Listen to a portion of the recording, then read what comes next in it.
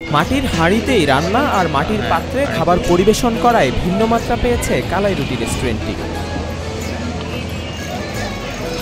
হাঁসের মাংস ভুনা, কালাই রুটি কিংবা হান্ডি বিফ, নানা স্বাদ আর পদের সুস্বাদু খাবারের পসরা থেকে ভোজন রসিকের চাহিদা মতো খাবার পরিবেশন করছেন একদল নারী। বাসাবাড়িতে নারীর হাতের রান্নার স্বাদ রেস্টুরেন্টে বসে উপভোগ করছেন আগতরা। আবার কখনো নানা ধরনের ফলের মিশ্রণে জুস কিংবা ঘন দুধ দিয়ে চাও বানাচ্ছেন তারা।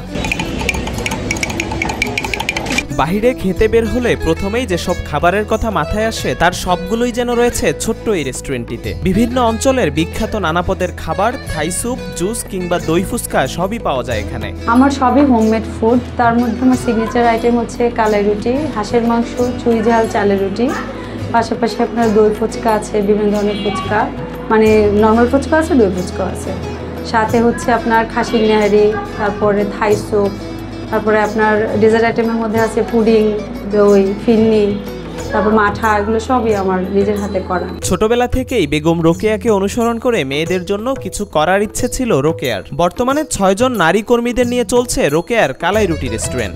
এছাড়া খাবার রান্নাবান্নায় কাজ করছেন রোকেয়ার সাথে তার মেয়ে, শাশুড়ি ও ছোট বোন। সব মিলিয়ে 9 জনের নারী দল নিয়ে চলছে রোকেয়ার রেস্টুরেন্টটি। আসলে আমার নাম তো রোকেয়া। আমি কিন্তু ক্লাস 8 থেকেই বেগম রোকেয়াকে খুবই পছন্দ করি, ওনাকে আমি আমার আইডল মনে করি। আমার খুবই স্বপ্ন ছিল যে আমি যদি জীবনে মেয়েদের জন্য কিছু করতে পারি, তো আমার উদ্যোগটা এটাই ওখান থেকে আসে যে আমি আমার রেস্টুরেন্ট যদি দিই, এটা মেয়েদের একটা কর্মসংস্থানের যাতে ব্যবস্থা হয়, এই জন্য আমি শুরু থেকেই মেয়ে উদ্যোক্তাদের নিয়ে কাজ করছি। 2 থেকে 3 জন ছেলে ছিল এমপ্লয়ি, বাট পরবর্তীতে ওনাদেরকে আমি, যেহেতু ছেলে মেয়ে একসাথে কাজ করাটা একটু কেমন যেন হয়ে যায়, আর আমার কয়েকজন এমপ্লয়ি আছে যারা একটু পর্দা করে, তো যার জন্য পরে ছেলেদেরকে ছাঁটাই করে দিয়েছি, মেয়েরা কাজ করতেছে। কারণ মেয়েরা সচরাচর সব জায়গায় কাজ করতে গেলে অনেক সময় অনেক ধরনের সমস্যার সম্মুখীন হয়, এটা যেহেতু একটা মহল্লা, তো এইসব করে আমি ভাবলাম যে না, মেয়েদের, আমি যেহেতু একজন মেয়ে, আমার সাথে মেয়েরা কাজ করলে ভালো হয়। ওখান থেকে বিভিন্ন এলাকা থেকে ঘরোয়া রান্নার স্বাদ নিতে রাজধানীর মিরপুরের পল্লবী এলাকার ডি ব্লকের ঈদগাহ মাঠের পাশে অবস্থিত এই রেস্টুরেন্টটিতে ভিড় করেন ভোজন রসিকরা। রেস্টুরেন্টের উদ্যোক্তা রোকেয়া মাঝে মধ্যেই তার খাবারের মেনুতে সংযোজন করেন মুখরোচক নানা খাবার। 2টা নতুন আইটেম অ্যাড হয়েছে, সেটা হচ্ছে আপনার চিকেন পুলি এবং চিকেন পুরি। তাও এটা কাস্টমারদের ইয়েতে যে আপু কিছু মানে অল্প টাকায় কিছু খেতে পারি, এরকম কিছু দেন। তো আমি ভাজা পোড়াটা আমি নিজেও পার্সোনালি পছন্দ করি না। মানে আমার দোকানে যখন কাস্টমার আসে, আমার মনে হয় না যে আমার কাস্টমার আসছে, আমার মনে হয় যে আমার বাসায় একজন মেহমান আসছে, আমি আমার গেস্টকে এই করতেছি, সার্ভিস দিচ্ছি। 40 টাকায় কালাই রুটি, 15 টাকায় চালের রুটি, 200 টাকায় হাঁসের মাংস, 230 টাকায় চুই ঝাল পাওয়া যায় রোকেয়াস কালাই রুটির আড্ডায়। এছাড়াও 80 টাকায় ডিম খিচুড়ি, 100 টাকায় নেহারি ও 100 টাকায় মেলে দই ফুচকা। বিকেল 4টা থেকে রাত 11:30টা পর্যন্ত খোলা থাকে এই রেস্টুরেন্টটি। তো কালাই রুটি 40 টাকা, হাঁসের মাংস 200 টাকা, 4 টুকরার একটা বাটি পাবে, মোটামুটি 2 জন খুব সুন্দর খেতে পারে। তারপর 4 টুকরার একটা চুই ঝাল, চুই ঝালের মধ্যে 4 টুকরা আপনার বিট থাকবে, সাথে একটা রসুন, 2টা চুই ঝাল, ওটা 230 টাকা। আর চালের রুটিটা 15 টাকা। আর ফুচকা, দই ফুচকা আগে 80 টাকা ছিল, জাস্ট এই ফুচকাটা একটু দাম বাড়িয়েছি, সেটা হলো 20 টাকা বাড়িয়েছে, 100 টাকা। আর নেহারি 100 টাকা। তারপর হচ্ছে ডিম খিচুড়ি আমরা দিচ্ছি 80 টাকা। আর কেউ যদি আপনার খিচুড়ি হাঁসের মাংসের সাথে খায়, সেক্ষেত্রে আমরা খিচুড়িটা শুধু 50 টাকা রাখি, আর হাঁসের মাংসের দাম যেটা সেটাই রাখি। এমনিতে আমরা 3টা থেকে বলি, আমি তো কাজ শুরু করি 11টা থেকে, বাট ওপেনিংটা আপনার 4টা থেকে রাত 11:30টা। চাকরির পাশাপাশি অবসর সময়কে কাজে লাগানোর ভাবনা থেকেই স্বামীর উদ্যোগে খাবারের হোটেলটির সঙ্গে জড়িয়ে পড়েন রোকেয়া। প্রথম দিকে ইচ্ছা না থাকলেও রেস্টুরেন্ট ব্যবসায় স্বামীর কাজে হাত লাগাতে গিয়ে নিজেই হয়ে ওঠেন উদ্যোক্তা। আসলে বলতে গেলে এটার উদ্যোগটা আমার না, আমার হাজব্যান্ডের। মানে আমি তো মানে অল্টারনেটিভ মেডিসিন নিয়ে পড়াশোনা করতেছি, তো পাশাপাশি আমার উদ্যোগ ছিল হচ্ছে আপনার নিয়ে ফেব্রিক নিয়ে।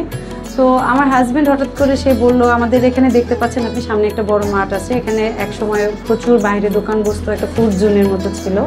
তো ওর হঠাৎ করে ইচ্ছে হলো যে সকালে আমরা অফিস করি, বিকালে তো অবসর থাকে, তো অবসর সময়টা কীভাবে কাজে লাগানো যায়, সেদিক থেকে ওর হঠাৎ করে ইচ্ছে হলো রেস্টুরেন্ট বিজনেস করবে। যদিও প্রথম দিক থেকে আমি চাইনি, পরে দেখলাম যে ও খুবই সিরিয়াস, তারপর ওকে হেল্প করার জন্যই আর কি উদ্যোগটা নেওয়া। বাবার চাকরির সুবাদে দীর্ঘদিন চাঁপাইনবাবগঞ্জে থেকেছেন রোকেয়া। ঢাকায় আসার পর তার মাথায় আসে কালাই রুটির চিন্তা। এটা তো উত্তরবঙ্গের একটা ট্রেডিশনাল খাবার। তো আমার হোম ডিস্ট্রিক্ট হচ্ছে চাঁদপুরে, বাট আমার বাবা বিডিআরে ছিলেন, তো আমরা চাঁপাইনবাবগঞ্জে অনেক বছর ছিলাম। তো সেই সুবাদে হঠাৎ করে আমার মাথায় কেন জানি আসলো যে ঘরোয়া কিছু খাবার দেয়া যায় কিনা। আর একটা ট্রেন্ডও চলতেছে কালাই রুটির সাথে, ঢাকার মানুষ হাঁসের মাংস, চুই ঝাল এটা খুব পছন্দ করে। তো তো খুলনা যেহেতু আমার নানুর বাড়ি, তো সেই সুবাদে আমি চুই ঝালটা আর আপনার কালাই রুটিটাকে ফোকাস করে বাকি আইটেমগুলো পরে করেছি।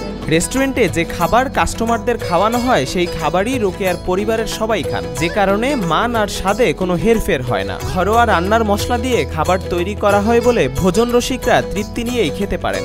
একদম ঘরের খাবার, যেরকম মশলা যেভাবে ঘরোয়া মশলা দিয়ে করা হয় সব ঘরোয়া খাবার, কারণ এই খাবারটা আমি খাই, আমার বাচ্চারা খায়, আমার শাশুড়ি মা বৃদ্ধ মানুষ সে খায়। আর তাছাড়াও যেহেতু আমি হেলথ ইস্যুতে আছি, এই জন্য আমি নিজেও পছন্দ করি না যে আর্টিফিশিয়াল কিছু দেওয়া। যেমন ধরেন আমার ফুচকার টকটা একদম তেঁতুল দিয়ে করে, এটার মধ্যে কোনো আর্টিফিশিয়াল কিছু নেই।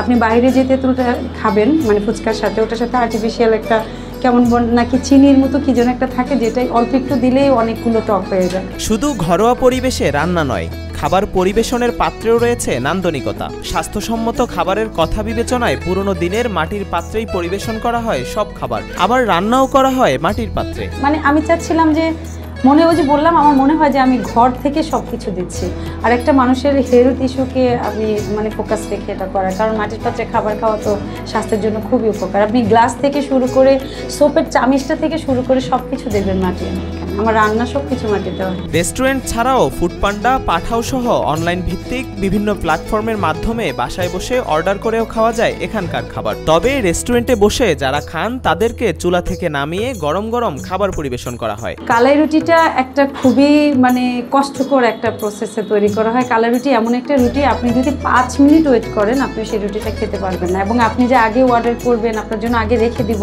যেমন আমার অনলাইনেও পাঠাও, ফুডপান্ডায় বিভিন্ন জায়গায় আমার এই যে আবার আমার পেজের মাধ্যমেও পার্সোনাল কিছু মানে সার্ভিস আমরা দিচ্ছি, কিন্তু 15 মিনিটের বেশি রুটিটা রাখা যায় না, শক্ত হয়ে যায়, অনেকে শক্তটা খেতে পারে না।